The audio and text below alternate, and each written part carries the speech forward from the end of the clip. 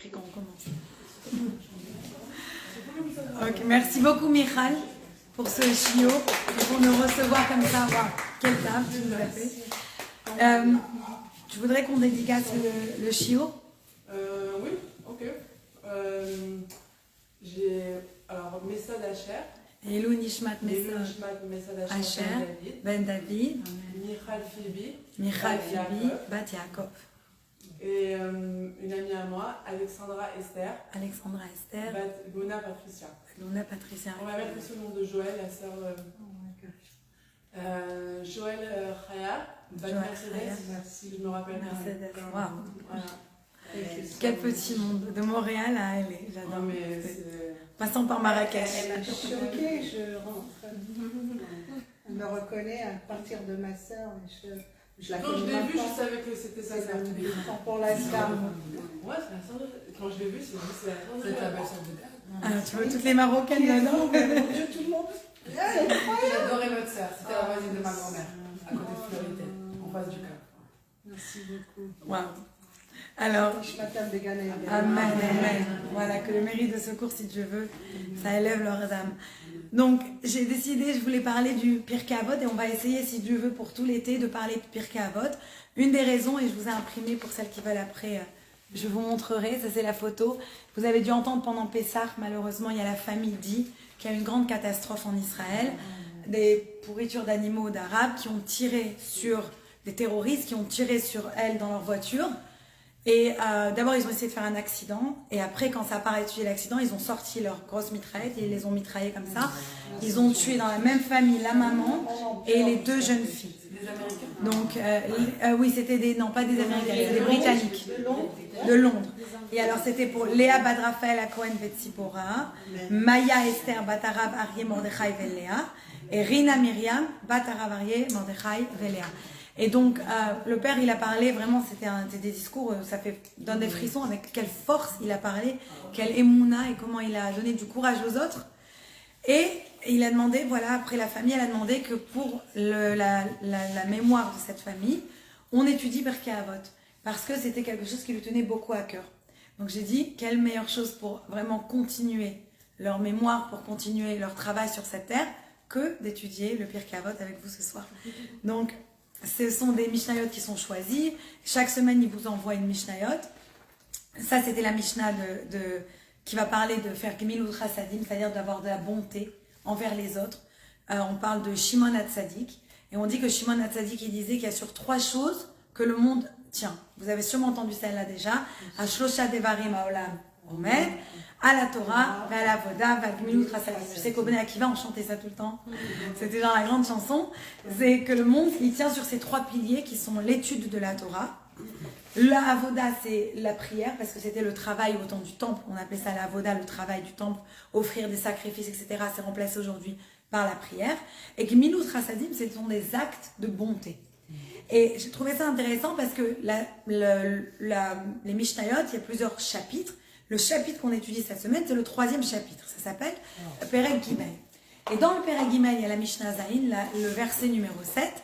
Et de quoi parle ce verset? On nous dit Rabbi Elazar Ish Bartota. Rabbi Elazar qui habitait dans la ville de Bartota. Il dit Tenlo Mishelo, Sheata Veshelach Shelo, Vechen Bedavid Omer, Ki Mimcha Akol Umiyadcha Natatilach. Traduction. Une traduction rapide, que Rabbi Elazar qui habitait à Bartota, il dit donne-lui, en parlant de Dieu, donc chaque personne elle doit donner à Dieu, à lui, à Hachem, Michelo, ce qui lui appartient. Donc chaque personne, elle doit donner à Dieu ce qui appartient à Dieu. Parce que tout ce qui est à toi est à lui. Et comme David, le roi David, il disait, Ki mimcha akol, tout vient de toi Dieu, ou meyadecha netanulach, et de ta main, on a tout reçu, tu nous as tout donné. Donc en fait, on va en gros, ce qu'il dit pour essayer d'expliquer, de bien traduire dans un langage simple, il dit que tout ce qui nous appartient, eh ben, en fait, ça vient de qui? Ça vient de Dieu, donc ça appartient à Dieu, donc il faut le redonner à Dieu. Mais comment c'est écrit, c'est assez intéressant. Tenlo Michelo, en fait, donne de toi, si on traduit vraiment. Ça veut dire donne ta personne, donne-toi. Ce qui est à toi, t'es à qui? Toi aussi t'es à Dieu, donne-toi à Dieu. Donc c'est intéressant qu'on en parle juste maintenant parce que c'est la saison où on paye les taxes. Et au moment où on doit sortir l'argent de sa poche, ça fait mal. Avouons-le, soyons honnêtes, ça fait mal. Il y a des gens, ils vont se dire quoi, j'ai travaillé tellement dur, j'ai fait tellement de choses, et maintenant j'ai gagné ça, il faut que je donne tout aux taxes, ça m'énerve, ça fout la rage. Bien sûr, après, tu auras toujours les Californiens qui vont dire « Mais non, tu aides à construire les routes, tu aides à... » Voilà, c'est très californien comme ça, de quoi tu parles. C'est très comme ça. Mais tu as plusieurs sortes de personnes. Mais avouons-le que ça fait mal quand on a gagné, on a travaillé dur, et on doit prendre cet argent et on doit le donner. C'est pas facile pour tout le monde. Maintenant, moi, je vais vous parler d'une autre taxe que la Torah elle a inventée. Et cette taxe, elle s'appelle la tzedaka. La Torah elle a inventé le maaser, que quand tu reçois de l'argent et tu gagnes, tu calcules 10% et tu donnes à la tzedaka. Ça c'est obligatoire, c'est la taxe, tu discutes pas, tu te plains pas, tu donnes à la tzedaka. Et c'est intéressant parce que cette tzedaka dont on parle dans ce texte, dont on parle dans ce Pirkei Avot, on va en parler justement, à qui appartient cet argent? Cet argent que tu as gagné, à qui il appartient? Est-ce qu'il est à toi? Et c'est toi qui décides comment et à qui tu le donnes? Ou est-ce que l'argent il ne t'appartient pas? Donc, quand on étudie la Torah, on voit que la tzedaka, ça vient de tzedek. Il faut savoir que ça veut dire la justice. Ça ne veut pas dire la charité. Je sais que tout le monde traduit « Ah, tzedaka, c'est la boîte de charité ». C'est pas du tout charité, c'est pas ça. Un charity case, comme on dit en anglais, je ne sais pas comment on dit ça en français, un cas de charité. Non, ça ne veut pas... Je ne sais même pas. Ouais, même vous, pour une fois, personne, c'est un cas de bienfaisance. Non, bon, c'est quand tu as de la peine pour quelqu'un, quoi, et tu lui donnes. Mais c'est pas ça la tzedaka. Tzedaka, ça vient de bet tzedek, ça vient de tzadik, c'est ce qui est juste. Tzadik, c'est quelqu'un qui se comporte avec droiture, avec justice. Un don charitable, en fait. Un don charitable. Voilà, mais c'est la charité, c'est-à-dire toi, tu décides dans ta grande gentillesse de donner à quelqu'un. Ouais, c'est pas ça la tzedaka. Mais c'est pas ça la tzedaka. La tzedaka, c'est la justice. Parce que d'après la Torah, c'est quoi? Dieu, il a créé le monde avec un déséquilibre. Il y en a qui ont plus que d'autres. C'est comme ça. Ne vous plaignez pas, c'est comme ça. Dieu, il a donné plus à certains que d'autres. Mais attention, il n'a pas créé ça pour créer juste un monde imparfait. Il a créé ça parce qu'il voulait justement que les personnes qui ont de l'argent, elles ont un certain travail qui est de donner aux pauvres. C'est ça qui est la base.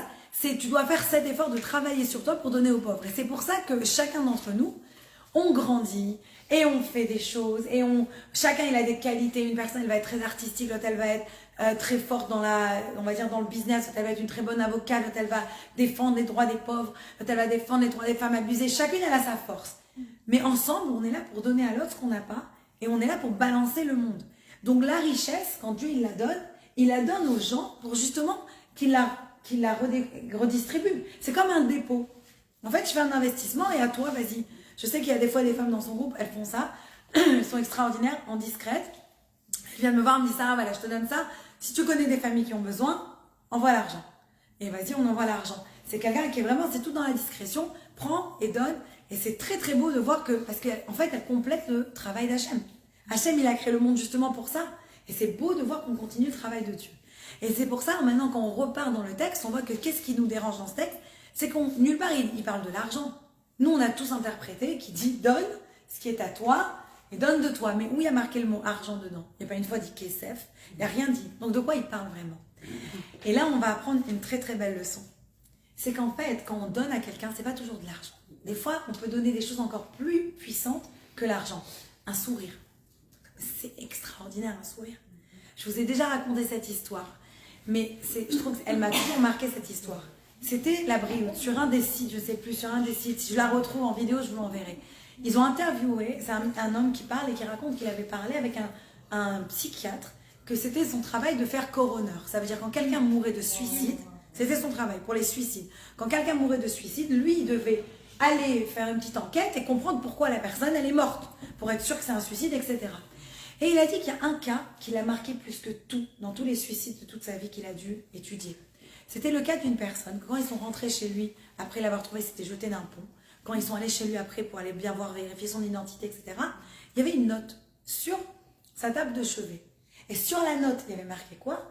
Il y avait marqué, maintenant je vais sortir me suicider. S'il y a une personne qui me sourit, je ne me tuerai pas. Vous l'avez déjà vu, ça, et dans la vidéo, il raconte ça. Et je me rappelle, je vous ai vu, ça m'a marqué, j'ai dit, mais on ne se rend pas compte, sourire. Des fois, j'ai une amie qui m'a raconté. Elle est partie quelque part, elle était fatiguée, ok, elle n'avait pas dormi de la nuit avec le petit, elle était crevée, etc. Il y en a qui vont se reconnaître.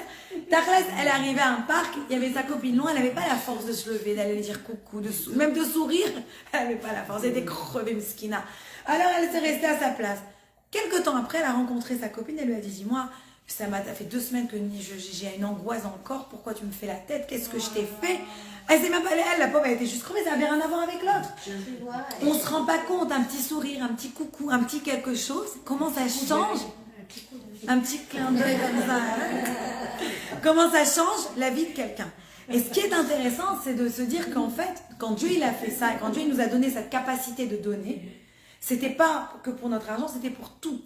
Et dans la Torah, on estime qu'il y a une halakha très intéressante. Si un père, il écrit un testament avant de mourir, où il donne tout son argent à un de ses enfants, seulement un, sur toute la famille, la halakha, elle dit que tous les enfants, ils doivent hériter quand même. Pourquoi? Parce qu'un père, il ne peut pas vraiment vouloir ne pas donner à tous ses enfants. C'est pas possible. C'est dans le Shulchan Aruch, Rochen Mishpan. Quoi? Malheureusement. C'est bien, c'est pour ça que ça c'est autre chose, ça n'a rien à voir avec ce qu'on parle.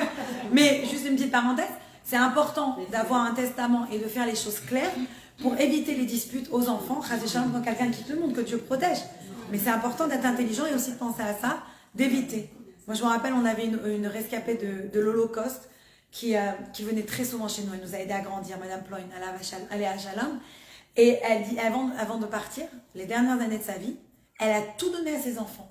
Mais elle a tout donné. C'est-à-dire, elle n'avait presque plus rien à elle. Parce qu'elle a dit, elle ne voulait pas qu'ils se disputent quand elle quitte le monde. C'était tellement important pour elle de garder la paix. De son vivant, elle a tout donné. C'était une ashkénaze. Ils n'ont pas de problème avec ça. Ils ne sont pas superstitieux. Désolée les ashkos qui suivent, mais c'est la vérité. Hein. Mais pour revenir à ça, pourquoi cette halakha, je vous en parle, elle est importante? Parce que de la même manière, Dieu, qui est le grand, le Père du monde entier, il n'aurait pas pu juste donner à quelques-uns et pas à d'autres. C'était bien sûr l'idée de Dieu de donner pour justement que ce soit partagé avec tout le monde. Donc ça, on dit que c'est pour ça qu'il y a des rabbis, Rabbi Yehuda Nassi, Rabbi Akiva, etc. Ils donnaient beaucoup de respect aux gens riches. Pourquoi? Parce que ces gens riches-là, ils distribuaient tout le temps de leur richesse. Donc c'était le respect, pas pour l'argent, je te respecte parce que tu as de l'argent comme aujourd'hui on fait dans le monde dans lequel on vit. Non, je te respecte pour ce que tu fais avec ton argent. Parce que c'était des gens qui prenaient vraiment sur eux la responsabilité de la communauté et qu'ils allaient donner, partager et toujours aider. Quand Israël arrivait, ils disaient, les responsables de l'un et de l'autre. Bravo. Et toujours se rappeler de ça, parce que pas tout le monde se rappelle. On raconte cette histoire qui est très intéressante avec Rabbi Michael de Zlotov. Yechiel, pardon, Michael, il a les deux noms, de Zlotov. On raconte que lui, il avait un élève qui donnait toujours beaucoup, toujours il adorait recevoir, etc. Mais il n'avait pas beaucoup d'argent, il était pauvre. Souvent, vous avez déjà entendu cette histoire. Et donc, il lui a fait une bracha. Une fois, il lui a dit que Dieu, il te donne la richesse, etc. Il lui a fait une grande bracha. La personne, la même année, elle commence à être super successful. Elle a réussi tout ce qu'elle entreprenait. Elle est devenue riche comme Crésus. Elle était super riche. Et une fois qu'elle est devenue riche, doucement, elle a fermé les portes de sa maison. Elle a plus tellement reçu. Après, elle avait la ligne des gens qui venaient donner l'argent. Alors, elle a pris un secrétaire qui donnait à chacun une petite somme pour pas avoir à se prendre la tête avec tout le monde, etc. Jusqu'à ce qu'à un moment, ce rabbi qui lui avait donné la bracha, il avait besoin d'une grande somme d'argent pour sauver quelqu'un qui était en grande difficulté. Donc, il a envoyé son secrétaire. Il lui a dit, j'ai pas pu rentrer. Je me suis fait refouler à la porte. Il y a là un grand gars à la porte qui te dégage. J'ai pas pu rentrer. Le rabbi l'a dit, Atel, mais je veux, on y va tout de suite. Il est parti voir son élève. Quand il a dit au secrétaire qui était à la porte, il a dit, va lui dire que je suis là. Là, t'imaginez, le rabbi, il est là. Il a couru comme un ouf. Rabbi, rentrez, merci, la bracha. Il l'a fait asseoir, etc. Et le rabbi, il a commencé à parler, il a dit comment ça va la vie, etc. Il lui a raconté toute sa vie. Il avait un grand miroir dans sa salle à manger. Il lui a dit, viens maintenant avec moi, devant le miroir. Et les deux, ils regardent le miroir. Il y avait aussi une grande baie vitrée. Il lui a dit, de quoi est fait le miroir? Il lui a dit, du verre. De quoi est fait la baie vitrée? Du verre. C'est quoi la différence? Dans le premier, qu'est-ce que tu vois? Il dit, ben, je vois les gens, je vois la rue. Et dans le deuxième, il dit, ben, je m'en vois que à moi. Il dit, mais c'est quoi la différence? Les deux, c'est du verre. Un, tu te vois que à toi, et l'autre, tu vois tout le monde. C'est quoi la différence entre les deux? Il m'a dit, ben, rabbi, dans le miroir, derrière le verre, il y a une feuille d'argent, et donc ça reflète l'image. Le rabbi, c'est ça le problème. C'est que des fois, les gens, ils sont aveuglés par l'argent, ils voient que eux-mêmes. Il a bien compris la leçon, et il a réouvert la porte, et il a fait ce qu'il fallait. Mais ça, c'est très puissant de se rappeler toujours. ne vous laissez pas aveugler par vous-même. Et moi, je peux vous dire que pour avoir grandi dans une maison, on n'avait pas beaucoup toujours d'argent. Mais j'ai jamais vu ma mère refuser à quelqu'un de l'argent. Des fois, il ramassait de l'argent pour l'école, parce que l'école, elle était en déficit, comme tout le temps, souvent. Mais jamais elle disait non. Hein. Il venait ramasser pour une autre école, elle disait tu donnes. Mais on n'a pas, tu donnes. Mais on dit maman, mais comme quand on est en Israël et que tu as tout le monde qui vient te demander l'argent, tu donnes un, tu as d'un seul coup 10 qui viennent, donne-lui 5 euros, donne-lui $1, mais tu donnes. Jamais tu dis non. On a toujours appris ça. Parce que c'est pas une question seulement d'argent, c'est une question de donner. Le Rabbi Lubavitch, il dit tout le temps que c'est important de donner tous les jours la tzedaka.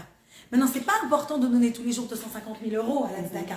Mais c'est important tous les jours de prendre une petite pièce et de la mettre dans la tzedaka. Pourquoi? Pour t'habituer à toujours être en train de donner, de donner, de donner. Ça doit devenir une habitude chez toi que ça ne doit pas te déranger de donner. Maintenant, on arrive alors dans ce cas-là, ce qui est intéressant, c'est pourquoi on te dit que la tzedaka, elle te sauve de la mort. Si c'est tellement bien et si tu dois le faire, pourquoi il faut qu'on te donne un incentive comme ça? On dit tzedaka tatzil mimavet, que celui qui donne la tzedaka, il est sauvé de la mort. Alors le Sefer HaChassidim, il explique quelque chose de très très beau. Il dit qu'en fait, on ne sait pas tous les jours dans la vie, à chaque instant, si on doit continuer à vivre ou pas. On ne sait pas. Nous, on vit nos vies, on ne réfléchit pas au Hachem. Sinon, on deviendrait fou. Mais des fois, Dieu, il a décidé, quand il a mis une âme sur la terre, que c'est pour un certain temps que cette âme, elle va tenir. Mais si cette personne, elle donne la tzedaka, donc en fait, elle continue le travail de Dieu. Donc Dieu, il ne peut pas se débarrasser d'eux parce qu'il a besoin de cette personne. Tzedaka tatzil mimavet.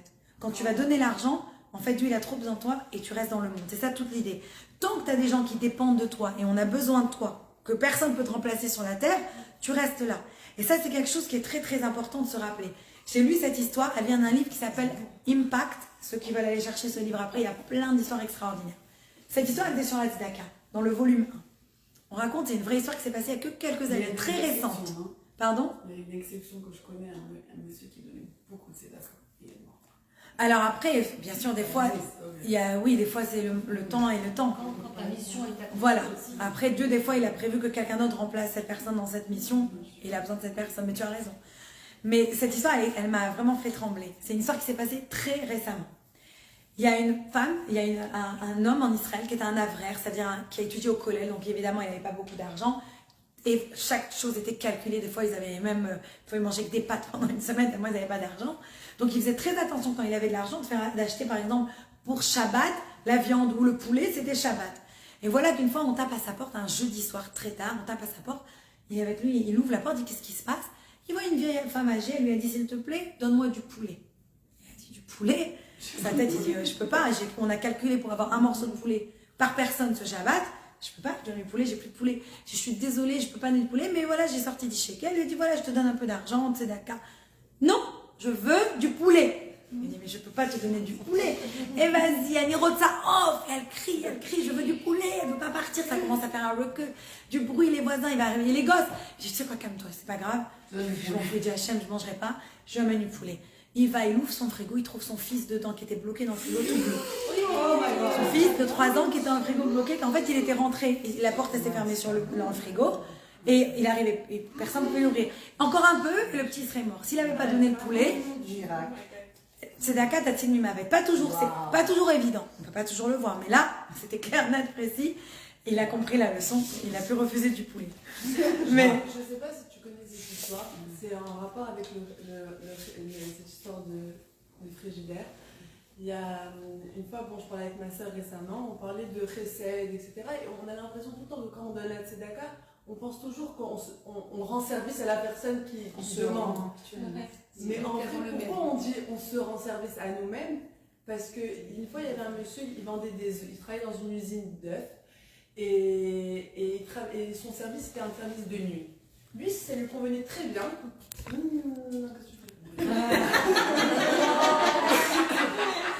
Désolée, vous n'aurez que moi. J'ai osé. Je m'exprime mieux. Et lui, son service, c'était de nuit. Et ça lui convenait très bien de travailler la nuit. Il finissait son service. Le matin, il arrivait à la maison.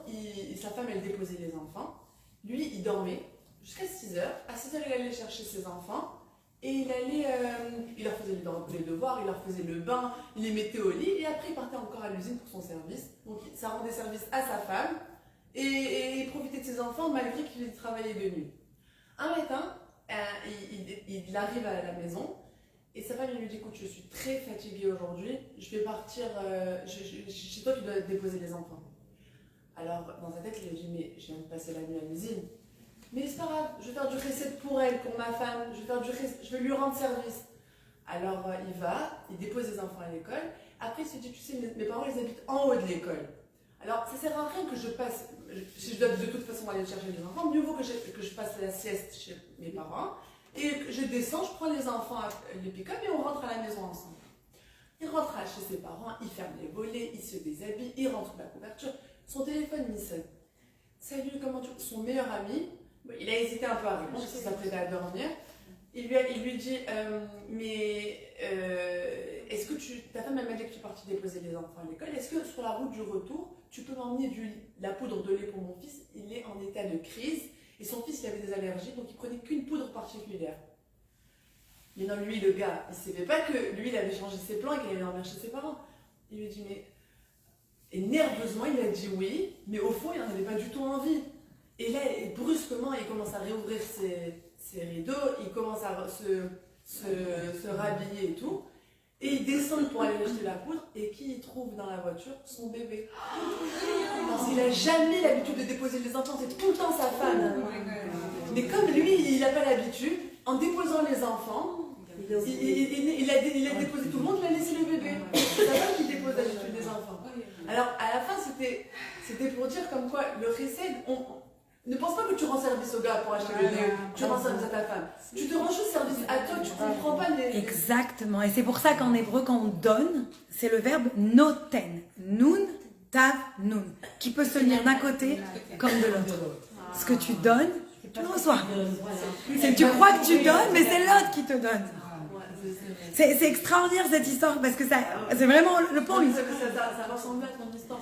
Mais magnifique, mais c'est magnifique, tu vois, c'est exactement ça. C'est tu donnes, mais à ta notaine, c'est pareil, c'est la même chose. Faut arrêter, c'est pour ça que des fois, quand on donne et il dit non, merci, ok, merci que tu m'as donné une mitzvah. Si après tu fais sentir le personne mal, tu n'as pas fait bien ta mitzvah. Mais c'est ça, exactement, c'est trop bon. En fait, lui, il a voulu aider son copain, il a sauvé la vie de son gosse. Mais c'est magnifique ces histoires parce qu'elles sont claires, nettes, précises. Après, il n'y a plus de questions. Rabbi Israël Salanter, il racontait ce machal, c'est une parabole. Il disait qu'il y avait un hôtel qui était tellement cher, ça coûtait 120 000 $ la nuit. 120 000 $ pour dormir une journée à l'hôtel. Évidemment, même les plus grands riches, ils n'arrivaient pas à aller dans cet hôtel. Donc, qu'est-ce qu'il a fait l'hôtel quand ils ont compris qu'ils n'allaient pas pouvoir avoir beaucoup de clientèle? Il louait pendant quelques heures, une demi-journée. Donc, il y avait un grand riche. Attention, c'est pas qu'il n'était pas riche, mais bon, même si tu étais riche, c'était beaucoup. Donc, il est parti, il n'allait que quelques heures à la time dans ce resort là-bas, etc. Et voilà qu'une fois, il va là-bas à l'hôtel, il voit son copain. Mais c'est un copain qui savait que c'était quelqu'un qui n'avait pas vraiment réussi dans la vie. Il lui a dit, mais je t'en supplie, mais qu'est-ce que tu fais ici? Ça fait combien de minutes que tu es là? Il dit, des minutes? Mais moi, je suis là depuis des années. Comment tu es là depuis des années? Il dit, mais moi, j'habite ici. Tu habites ici? Il dit, mais oui, je suis le manager de l'hôtel. Je suis même payé pour être ici. Et Rabbi Israël Salanter, il se tournait vers ses élèves à chaque fois, il leur disait, vous êtes dans ce monde qui coûte très très cher, il n'y a pas de prix à la vie.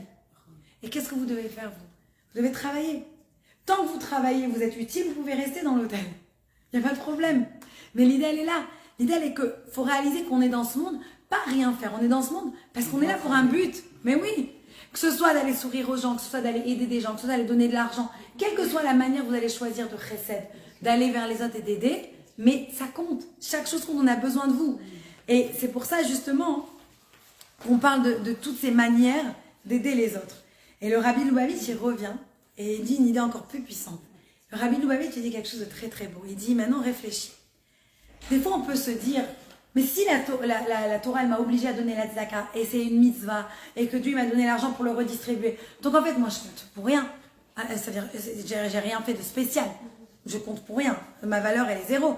Parce que rien ne m'appartient de toutes les façons. Donc en fait, je fais juste que de le transférer, je suis un banquier, mais rien n'est à moi. Donc je dois même pas être fière que j'ai fait la tzedaka, je dois même pas être fière de moi-même, je dois pas avoir un sentiment de satisfaction. Rabbi Lubavitch, je dis pas du tout. Il dit au contraire. Il dit dans le monde, Dieu, il a créé chacun avec quoi? Le libre arbitre. Tu as le choix si tu vas donner cet argent ou pas. Tu as le choix si tu vas faire. Personne ne sait combien il y a dans ton compte en banque. Il n'y a que toi. Personne ne sait combien tu as gagné cette année. Il n'y a que toi. Personne ne sait. Maintenant, le rabbi, il dit, c'est pour ça qu'on dit Michelo de toi. Parce qu'on ne parle pas ici seulement d'argent. Des fois, tu vas et tu donnes un conseil.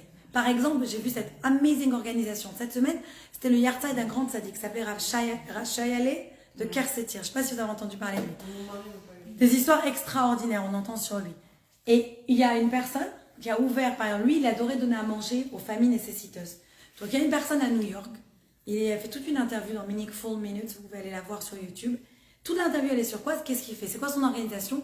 Ils vont chez les couples qui ont des difficultés et ils les aident à mieux gérer leur argent, à faire des budgets, à fermer toutes leurs cartes de crédit et à trouver une meilleure formation pour gagner plus d'argent dans leur travail.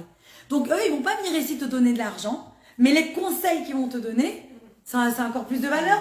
C'est comme on dit, je crois que c'est un proverbe chinois, on dit n'apprends pas à la personne, ne donne pas un poisson à la personne, apprends-lui à pêcher. Quelque chose dans le genre. Mais c'est-à-dire que des fois, c'est pas seulement on parle pas d'argent, mais aider quelqu'un à s'en sortir, aider quelqu'un à le remettre sur ses pieds et le remettre sur la voie, sourire, être gentil, donner, écouter quand il doit raconter ses problèmes, tout ça, ça compte. Tout ça, c'est de la tzedaka. Et ça, c'est vraiment important. Pour revenir sur ces histoires, le même type d'histoire que j'y pense maintenant. C'était je pense, à South Africa que ça s'est passé, en Afrique du Sud. Ils avaient une grande production, il y avait beaucoup de mashgichim qui travaillaient dans cette grande usine. Vous avez peut-être entendu cette histoire. Et ils travaillaient tous dans cette grande usine. Et tous les jours, ils rentraient dans l'usine, tous les jours, ils sortaient de l'usine. C'était des grandes chambres froides, c'était des produits genre de viande qui devaient être réfrigérés, etc. Et voilà qu'un jour, un des mashgiach, il s'est enfermé dans la chambre froide. Et c'était une chambre froide que tu ne pouvais pas ouvrir de dedans. Maintenant, c'était, attention, moins 30 degrés. C'était des chambres froides très, très, très puissantes. Et il était en train de mourir de froid. Mais mourir au sens, pas figuré, au sens propre. Il était vraiment en train de mourir de froid. Il avait les doigts congelés. Il ne tenait pas. Ça faisait des heures. Il avait rien pour se chauffer. Il ne savait plus quoi faire. Et d'un seul coup, la porte de la chambre froide, elle s'ouvre. Et le garde rentre. Il lui dit, viens. Je lui dis, mais d'où tu savais que j'étais là? Il me dit, parce que tous les jours, tu es le seul qui me sourit, qui me dit bonjour. Et quand tout le monde est sorti, j'ai dit, oui, je me suis rappelé de toi. Et ça, c'est tellement vrai. On se rappelle de toi. Tu souris, tu dis bonjour, ça te sauve la vie, parce qu'on sait qui tu es. La chanson d'Enrico Macias. C'est quoi la chanson? Vas-y, j'ai oublié laquelle. Bonjour, un sourire, Ah bah voilà. Ça fait toujours du bien. C'est exactement ça. Il y avait un jour un businessman, un homme d'affaires, et on lui a dit, il devait faire il devait renvoyer plein de monde. Comment on dit ça en français? Il devait faire je sais pas, il devait... Un licenciement, merci. Il devait faire des licenciements. Et voilà quand il mettait tout le monde dans son bureau, alors celui-là tu licencies ou pas, celui-là tu licencies ou pas. Moi ils ont dit, bon celui-là il sert à rien, il fait pas grand chose, il a pas eu un bon rendement, licencie-le. Il a dit, non surtout pas. Celui-là vous me le gardez. Parce que lui, c'est celui qui sourit à tous les clients qui rentrent, et grâce à lui, les clients reviennent. Parce que tout le monde aime son sourire. Donc des fois, ton sourire il vaut encore plus que ton argent. Mais c'est vrai, c'est tellement important. Et maintenant, je reviens à la base. Qui a fait cette Mishnah? Rabbi Eliezer Ish Bartota. Rabbi Eliezer qui habitait Bartota.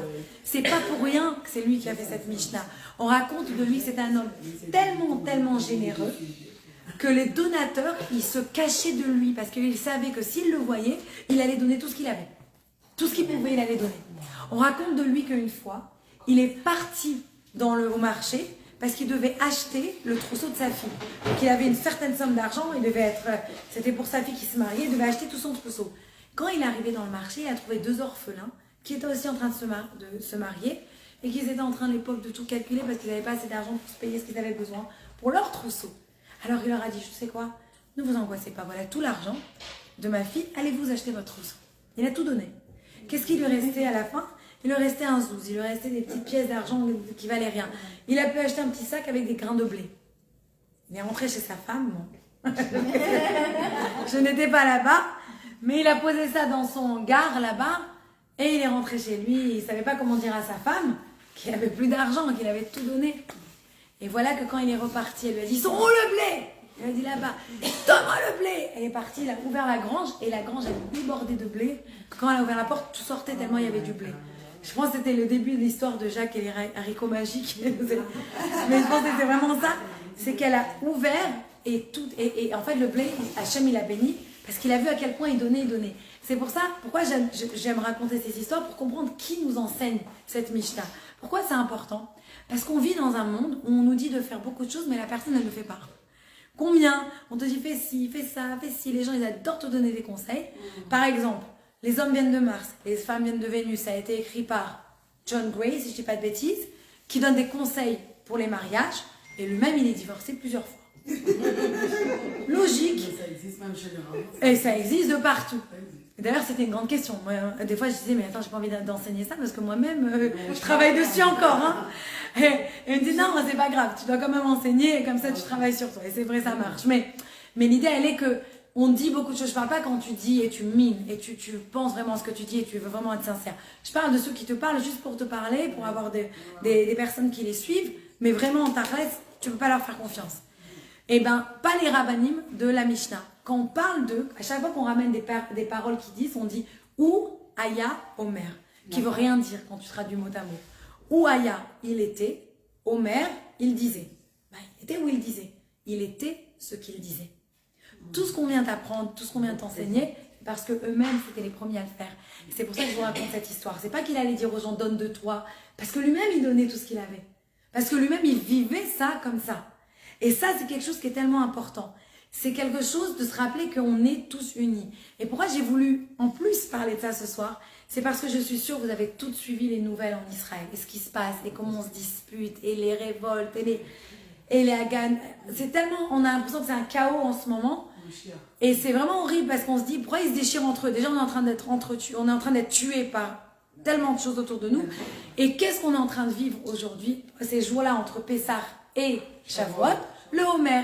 Le Homer, pourquoi c'est des périodes de deuil? On n'a pas de musique, on n'a pas de mariage, on n'a pas de ci, on n'a pas de ça. Pourquoi? Parce qu'il y avait 24 000 élèves de Rabbi Akiva qui se sont disputés, ne se sont pas respectés et ils sont tous morts d'une épidémie à cause de ça. Et il a continué avec 5 élèves qui sont les piliers de toute la Gemara, etc. C'est eux qui ont continué toute l'étude de la Torah qu'on a aujourd'hui. Mais il y en a 24 000 qui sont morts à cause de ça. Pourquoi ils sont morts? Parce qu'on ne s'est pas respecté. Attention, on n'est pas en train de parler des petits voyous qui se disputaient. On parlait des tzadikim, c'était tous des rabbins. Mais en fait, ils n'arrivaient pas à accepter la vie de l'autre. Ils voulaient imposer à l'autre ce qu'il pensait, ce qu'il voulait. Eh bien oui, mais la Torah, c'est beau d'avoir un argument quand c'est les Shem Shamaim, quand tu discutes, etc., pour trouver pour bien étudier la Torah ensemble. Mais pas pour écraser l'autre, pas pour t'imposer à l'autre. Ça, t'as rien compris à la Torah. Donc ça, c'était mamash la période que l'on vit aujourd'hui. Et c'est ça qu'il faut se rappeler. Et ma fille Léora, elle m'a dit quelque chose de magnifique il y a 2 jours. C'était en Israël, Yom HaZikaron. C'était, il y a mamash 2 jours aujourd'hui, Yom HaAtzmaut, il y a Yom HaZikaron. Yom HaZikaron, c'est le jour où on se rappelle de tous ceux qui sont morts, malheureusement, ou à la guerre, ou ceux qui sont morts entre les attentats terroristes. Et le maire de Haïfa, c'est lui qui a parlé au Tekes où elle était, et il a dit quelque chose elle m'a répété, j'ai dit waouh, ça je dois le partager. Il a dit à tout le monde, il a dit, vous savez, parce qu'ils étaient tous là pour fêter quoi? Les morts. Ils étaient tous là pour célébrer les morts, pour se rappeler des morts. Et pour ça, tout le monde était uni.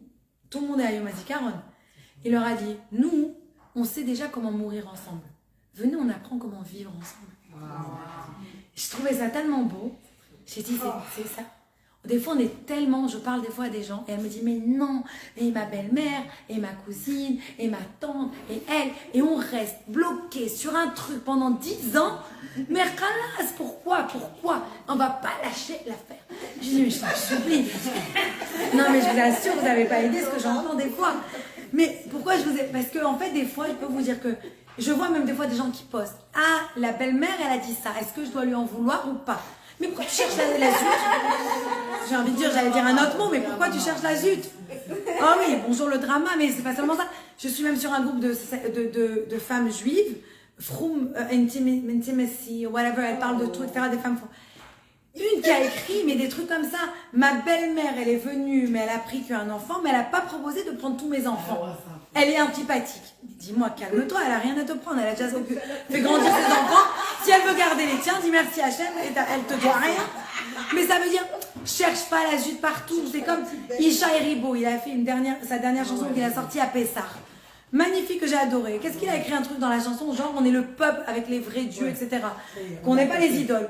Vas-y, que le Time of Israel, ils ont fait tout un article, vous avez vu, Isha Eribo, il se croit supérieur aux autres nations. Mais je leur ai écrit, mais qu'est-ce que vous cherchez là? La zut, là où il n'y a pas. C'est que des fois, on est tellement wired, et en français, ça va dire, on est tellement bloqué, bloqué, obsédé, fixé sur la dispute, que même quand il y a une solution, on ne la veut pas. Parce que ça nous arrange, la dispute. Parce que tant t'es disputé, tu peux dire, elle est méchante, elle est méchante, et moi, je fais la gentille. C'est tellement plus facile, le monde en noir et blanc. Méchante, gentille. C'est simple.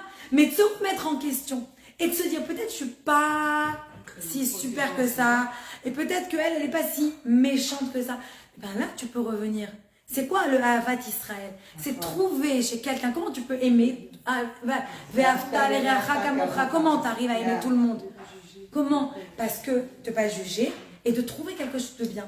C'est au lieu d'être focalisé sur ce qui ne va pas, focalise-toi sur ce qui va. Parce que tu vas toujours trouver une chose en commun avec une autre personne. Et ça, c'est le plus puissant du monde. Regardez ce qui s'est passé il y a quelques semaines. Il y a eu ces manifestations en Israël. Et ils ont voulu encore une fois, bien sûr, c'était tellement facile de dire les religieux ne travaillent pas, ils profitent de l'État, et les pas religieux, nous on travaille, on paye pour eux. C'était tellement facile de dire ça. Qu'est-ce qui s'est passé? Ils ont décidé d'aller et de rentrer dans Bnei Brak et de brusquer, pas comment on dit de brusquer, d'offenser tout le monde et de chercher la guerre, de chercher la bataille. Donc ils sont tous rentrés comme ça à Bnei Brak. Mais qu'est-ce qui se passe? À Bnei Brak, il y a une personne, j'ai lu tout l'article, qui ont interviewé la personne qui a eu cette idée géniale, génius. De leur servir. C'était jeudi soir. Il a dit, venez, on fait du tchoulent. Et il a mis des croque-potes de tchoulent partout. Et tous ceux qui passaient, ils ont mis la musique, les chadoti, partout. Et ils servaient du tchoulent et du manger à tout le monde. Quand ils ont fait ça? Il y a quelques semaines. C'était dans le magazine Ami, j'ai lu tout l'article. Et ben tout le monde... Et là, ils ont commencé à se parler. Puis dès qu'on commence à se parler, ben, on voit que finalement, on a des choses en commun et on peut s'aimer. C'est tout puissant que ça. Et c'est pour ça qu'on revient sur ça. C'est pour ça que la Mishnah ne dit pas « donne ton argent ». Parce que des fois, tu dis « ah, je donne mon argent, je suis débarrassée, j'ai plus rien à faire ». Non, donne de toi. Donne de toi. Et c'est ça. « Tenlo michelo sheata veshelcha shelo ». Donne-lui ce qui est à lui parce que tout est à Hachem, mais parce que autant toi que ce qui t'appartient, c'est à Dieu. Et c'est ça que le rabbi voulait dire. Quand il dit c'est tellement important de dire c'est de toi, c'est parce que oui, tu peux être fier de toi quand tu donnes, parce que tu fais un effort quand tu donnes la tzaka. Mais c'est pas seulement de ton argent qu'on veut, c'est pas seulement ton sourire, c'est ta personne. Qu'est-ce que tu donnes de ta personne? Et quand on sort ce soir, je pense que chacun on peut se poser la question de trouver une chose qu'on peut faire pour donner de nous-mêmes aux gens autour de nous. Et ça fera un meilleur monde si Dieu veut. Merci beaucoup.